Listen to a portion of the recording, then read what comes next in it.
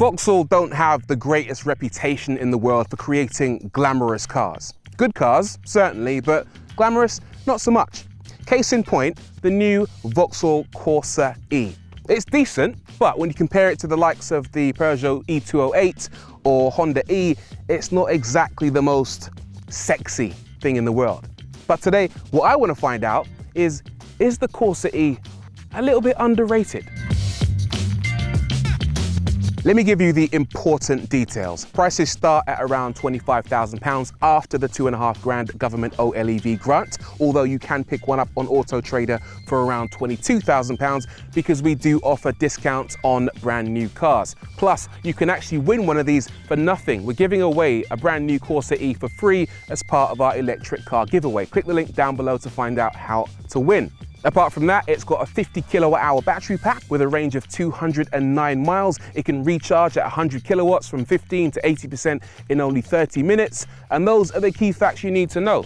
Now, let's focus on the many design highlights.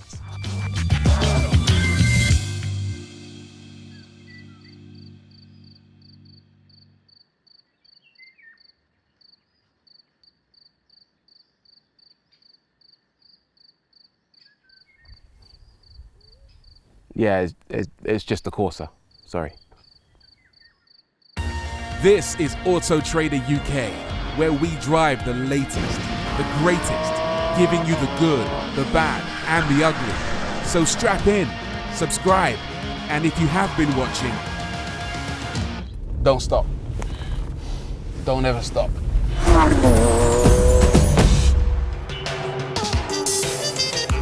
Right, back to the Corsa. It's one of those inside too, i.e. just as inoffensive as the petrol car, with a simple layout, some basic fake leather, and hard plastics that don't quite match the hefty price tag. The boot is also the same size as the petrol car, albeit without any underfloor storage, which means the charge cables do eat into some space. But there's decent space in the back, certainly enough for two 6-footers. Good. There are a couple of annoying things in this car though. For example, you only get one USB port, a single USB port. That's just stingy, isn't it? Plus, even though it does have a physical set of controls for your heating and climate control, you have to press a button to go into a separate screen on the display to choose the direction of the fans, which seems a bit confusing. Why not have a separate button to do that? But at least you do get a digital screen which comes with Apple CarPlay and Android Auto, and it's got a pretty decent sat-nav and a nice high resolution, so the whole thing actually looks pretty decent. You also get a digital driver display which shows all of your driving information in a nice, clear, concise way. Earlier on, I mentioned that the E208 was a rival for the Corsa E. In fact, they're basically the same car apart from the styling. If you ask me which of those two I'd go for, I'd probably choose the Peugeot because it looks more trendy, but then you got to remember, not everybody wants a fashion statement on wheels. Some people just want a car, and the Corsa E was just a car. Let's go for a drive.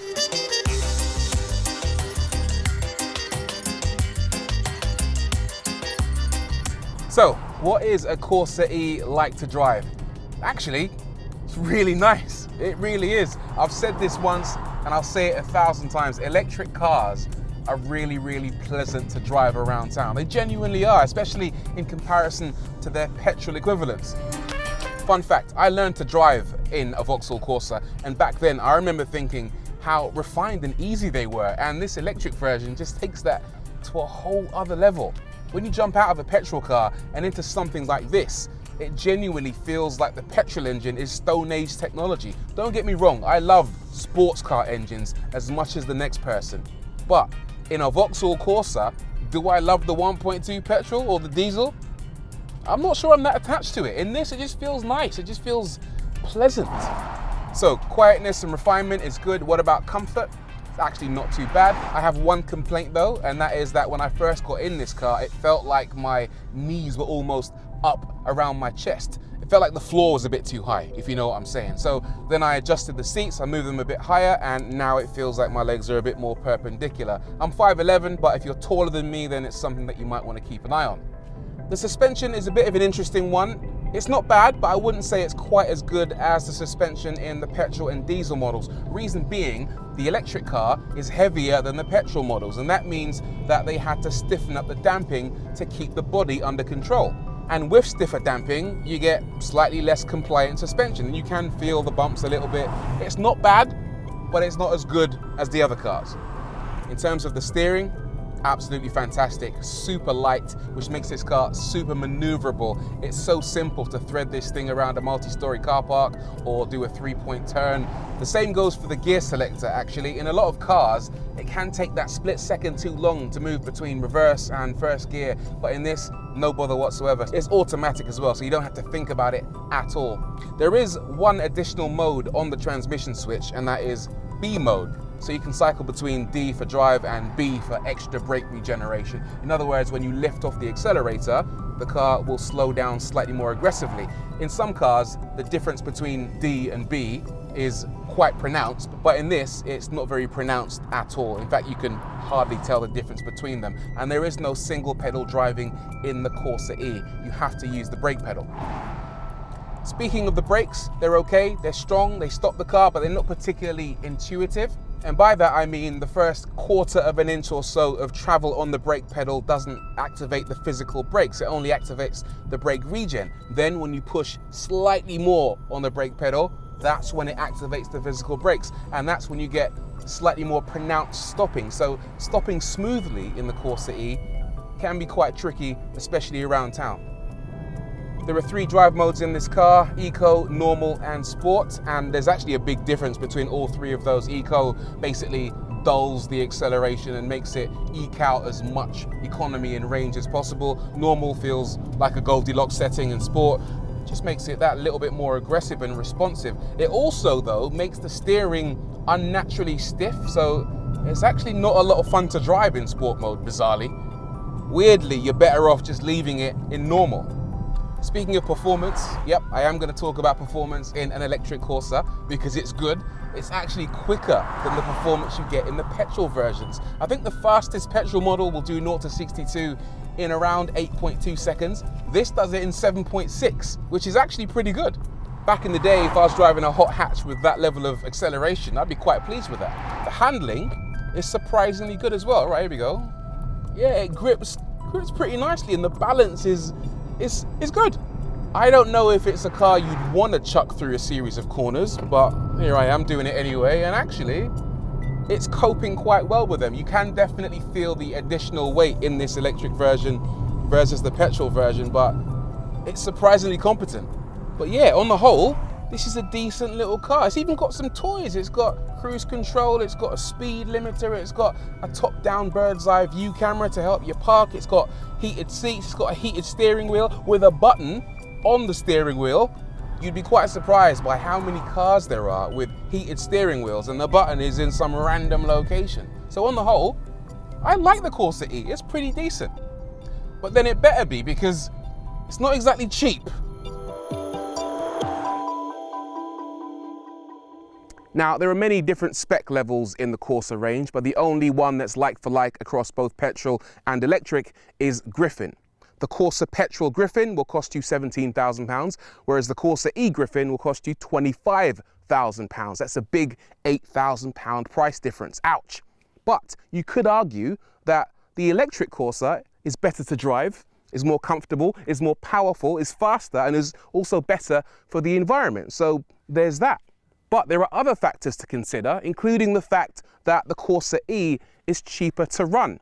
I did some maths on the back of a napkin and I worked out that to fully charge this car will cost you £5, and that will go 200 miles. To go 200 miles in a petrol Corsa will cost you around £25. So every 200 miles you do, you're saving £20 by doing it in a Vauxhall Corsa E.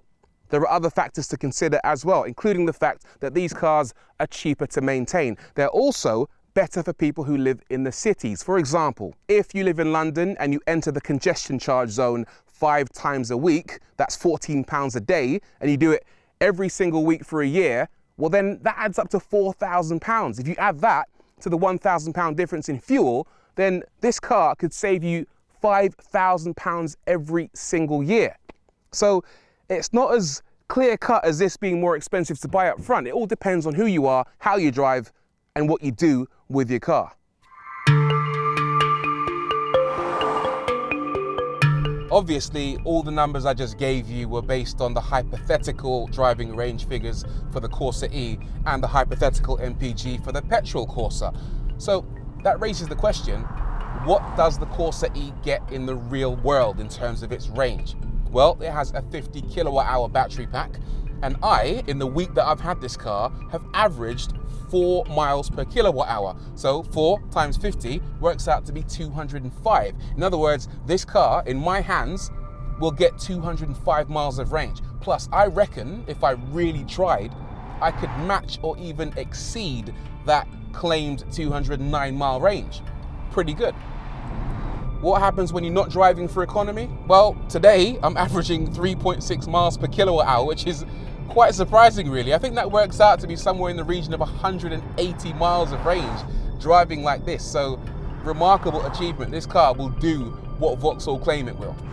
What about its charging ability? Well, the Corsa E can charge at a rate of 100 kilowatts, which can take it from 15% to 80% in only 30 minutes, which is actually pretty decent. It's actually better than the Honda E, which charges slower and has a smaller battery, despite the fact it's more expensive.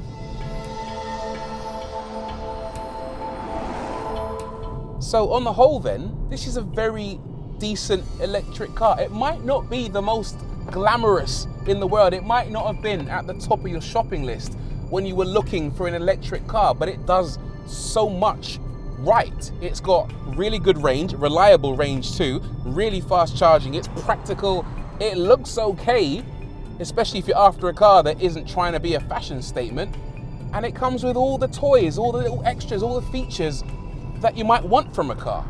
If you're looking for a semi-affordable electric car that ticks a lot of boxes without being too fussy, then definitely go and check out the Peugeot E208. I mean, the Vauxhall Corsa E, yeah. Go check out this car.